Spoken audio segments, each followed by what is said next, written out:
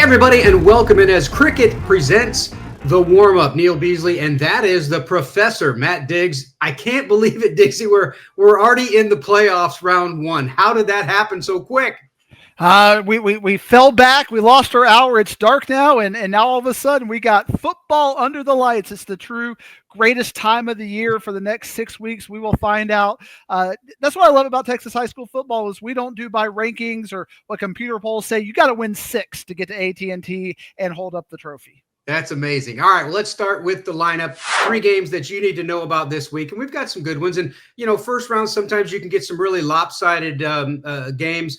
But, boy, we kind of got some good ones in week 1. Lewisville, the Fighting Farmers taking on Allen. Allen, boy, they look good. Undefeated, 10-0, 8-0, and I think giving up like just over 8 points a game. Yeah, I got to watch them against Plano East this past week, and they were just as advertised. The defense was great. The offense was great. And again, Plano East is not a Prosper level squad, but that just shows their depth. And I mean, their second team, their third team, they don't drop off much, but their first team, I was so impressed by their running game of Lyndon Spriggs and Jaden Hambrick. And that really gives them the options because, you can run the ball behind that big offensive line. You can pass the ball with Jeremiah Dowd. Lewisville has been a team that has underachieved a little bit this year, that I feel like they haven't quite reached their potential ceiling. But one game, we're in the playoffs right now. We just talked about it. One game can completely erase any disappointment. And these two teams have played each other for the last couple of years, and they have not been blowouts. Lewisville is not going to be scared of Allen going into this game. Trey Williams is going to be the second best quarterback that they've seen since I'm off over at Prosper. And they got wide receivers and Trajan Mueller and Landon Brazel and Landon Bogany. Landon Bogany, he's like a tight end, a hybrid. He can block, he can catch. They got the players who can move the ball on Allen. I think if they play at their best, it's a potential upset watch, but I think Allen has just got too many players at too many positions. I think they should be a 10-point favorite.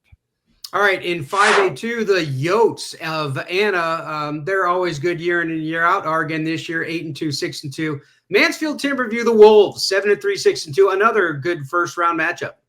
Yeah.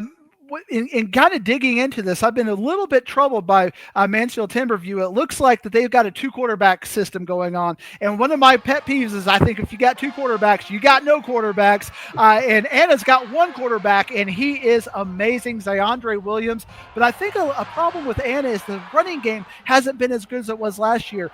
Farrell Brown is a good running back, but Edward Chumley was that guy last year. But Farrell Brown, if he can step up, I think he can help Anna get to the next level. But I don't think Timberview's going to have any answer for Zyondre Williams. Timberview in games against really good offenses have given up a lot of points traditionally, and Anna is probably going to be the best offense they've seen this year. I think Anna's going to go into Mansfield and win this game by a score. 5A1, Arlington Heights, the Yellow Jackets. Boy, they're looking good, 9-1, 7-1. Fort Worth Brewer, the Bears. Do they have a chance? They're a pretty good little squad this year, 7-3, 5-3 on their own right. And they had a really hard district. I think they're a little bit more battle-tested than Arlington Heights. And kind of an interesting thing in non-district, Brewer beat Saginaw. And if you look at Arlington Heights only lost this year, it was to Saginaw. And Brewer beat Saginaw pretty convincingly. That game was like 33-9. And Saginaw already beat Arlington Heights. You got 2 incredible running backs for both teams. Arlington Heights, you got Carson James. Cameron Coleman has had almost 1,700 yards for Fort Worth Brewer this year. But I think in a shootout, which is what this is going to be, it's going to be a fourth quarter defensive play, and Kanan James is the best defensive player on the field. I think Arlington Heights wins a 1-score game. All right, that's it for the lineup, those first 3 games. And what we like to do now is take a look inside the huddle, kind of get you inside.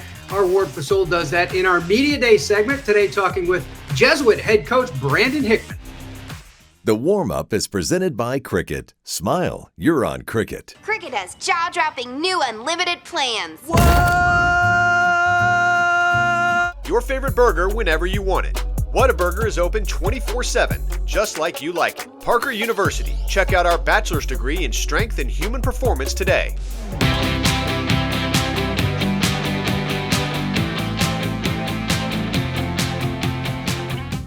Thanks, fellas. Yeah, I am joined with Brandon Hickman, head coach over there at Jesuit. Coach, how are you doing today, and how excited are you that it's playoff week 1? Oh, doing great. I appreciate you having me on the show. Yeah, our kids are really excited about the playoffs this week. I want to talk about I want to talk about week 4 because you're sitting there on your bye. It hasn't been the most pleasant non-district schedule for you. Granted, you played some really tough teams. They're all playoff teams, assuming the New Orleans team goes to a playoff over there. But your offense was kind of struggling a little bit, putting points on the board. How did you keep morale up during that bye week and then going on that 5-2 run to close out the season? Yeah, I mean, what people didn't realize, we had a lot of guys, a lot of new faces this year. We graduated a lot of players last year. Beck Berry, our quarterback, played receiver last year for us, so he took a year off from quarterback. And not to make excuses, we had some injuries early on with some receivers and really didn't have our guys in place. And Beck started developing as the year progressed. Our offensive line's gotten a lot better. They're all underclassmen. So it just took us a while to get going, and we played a tough non-district schedule, which I think prepared us for our district. So I like the way we're playing right now. We're peaking at the right time. I was going to say you had to play that tough non-district because 7-6A is very top-heavy. You're going to get some wins in there. But when you start playing the top dogs, I mean, I was at the game against Richardson, which obviously did not end your way. But when I had to leave at halftime, you started showing signs of comeback, and then you had a 2-score lead in the second half. It shows that you can compete with the bigger dogs there. Talk about how it's been going since that bye week to the fact that everybody's kind of in place and we're kind of gelling here when you need to gel. Yeah, I mean, I think there's, our district's a really challenging district. The top 4 or 5 teams in the district are good every year. Everybody kind of beat everyone, which is interesting in our district. But yeah, I mean, I think it really prepares you for the postseason. We started off, like I said, slow during the beginning of the year, which we play a really tough schedule. I mean, it's hard to get teams to play us, but that's once we get into district, our kids started settling down a little bit and playing, and a lot of guys are playing their first varsity games and they're getting more experience now. And, I feel really good about where we're at. Our goal every year is it's not where you start, it's how you finish. And so keeping our guys' heads on right, our coaching staff has done a great job with that. They believe in what we're doing. We believe in our kids. We've got really good leadership. I think that helps as well, and guys are still fighting every week. And, we're first seed Division II, which is our goal. Every year your goal is to have a successful season, but the bottom line is you want to be that first seed Division II and get in the tournament. What do you see out of Lamar there that you're going to keep your eyes on as far as a team that kind of had to wrestle their way into the playoffs in the last couple of weeks? Yeah, I mean, I see Coach Skinner, has done a really good job. He's been there since, I think, 2021, and, they have a good football team. They're playing everybody really close, and the games that they've won pretty convincingly. And they ended up barely losing to Arlington Bowie, who I believe won the district. So, they got a good team. They got a good running back, really good receiver, active defense. I like the way their quarterback plays. We're going to have to really bring our A game Friday night, and it's going to be a really good opponent we're facing.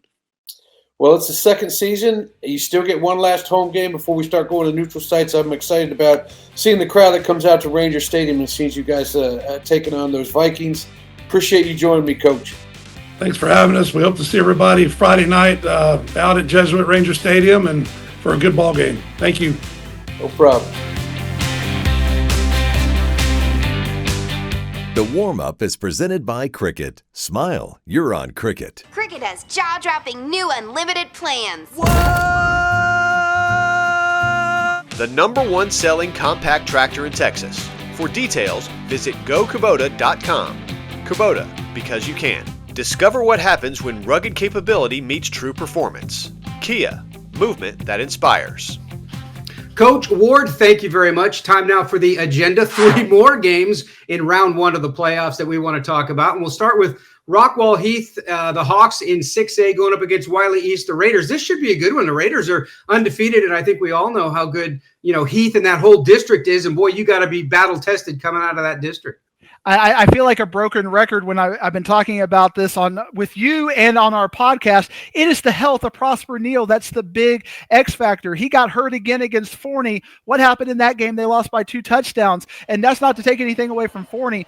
Forney obviously running behind JV and Osborne. You're going to do really well. But can Heath be healthy enough to win a game against an undefeated team? I think they have enough depth from earlier in the year with Collins Jones, who got a lot of reps at quarterback early earlier in the year, Carter Zom, Deshaun Gary. These are playmakers. But Wylie East, I got to watch them in person this past week. Marion Porter is a great wide receiver. He's a matchup problem for anybody. They got a sophomore in Jonathan Udabor, who's just a grind it through the middle, kind of a running back. Jaden McLemore looked good at times. And I really liked Wylie East has that coaching mentality. They'll go for it on fourth down on their side of the ball. They'll have a fake punt on you. And I think they're going to throw the kitchen sink at Rockwall Heath. Coach Webb, though, has the experience. I think he knows how to manage what he's got. I think they'll survive and win this game by a touchdown. All right, another in 6A, Lake Highlands, the Wildcats. Again, two pretty good teams in round one, 6-1 and 6-1, both in their district play. South Grand Prairie, the Warriors hosting. They love having the Roman numerals on this. This is Lake Highlands, South Grand Prairie 6. The 6th straight year we've had this game in the first round. So these two coaches know each other. These two teams know each other. It's no surprise. It's still Christian Rhodes versus Josiah Lewis, just like it was last year. I think Lake Highlands, though, South Grand Prairie, if they give you their best game, which we haven't seen for a few weeks out of them. Bowie beat them, and then Arlington Martin kind of gave them some trouble. But if they can get back to that Arlington Lamar version of themselves, I can see the pathway to them winning it. But because they've had a couple of weeks where that hasn't been there, I think Lake Highlands, with Chuck Smith, who's been great at quarterback, Christian Rhodes, and they got two really good linebackers at Lake Highlands. I think they're going to give South Grand Prairie fits. I think as long as they keep the turnovers under bay, Lake Highlands wins this one. All right, in 5A1, the West Mesquite Wranglers looking good. They're 9-1 overall, but kind of a tough one right out of the gate with the Raccoons of Frisco High. Yeah, and Frisco can score with the best of them.